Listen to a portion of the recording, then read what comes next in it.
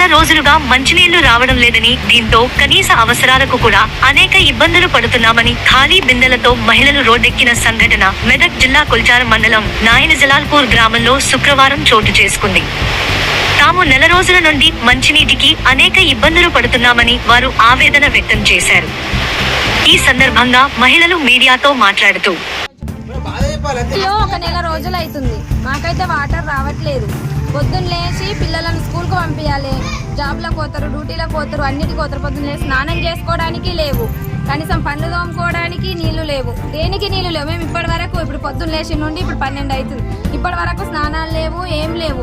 Tanker వస్తుంది 4 రోజులకు ఒకసారి, ఆ 4 రోజులకు 2 బ్యారీలు, ఒక బ్యారీలు వస్తాయి. ఎన్ని రోజులు వస్తాయి మాకు బ్యారీలు నీళ్లు? ఎన్ని రోజులు వస్తాయి? ఒక ఇంట్లో 4గురము 5గురము ఉంటాం, ఒక బ్యారీలు, ఆ బ్యారీలు నీళ్ళు ఏం సరిపోతాయి?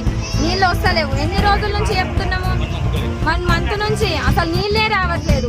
నీళ్ళు రాంది ఏం చేస్తాం మేము? ఏం పని చేస్తాము? ఏడున్న పని ఆడనే ఉంటుంది. పట్వారు మేడం అడుగుతానేమో పని, నేను వచ్చే నెల రోజులు అవుతుంది, నెల రోజులు పాతున్నా ఆయన అడగలేరు కానీ నన్ను అడుగుతున్నారా నా మేడం చెప్తుంది.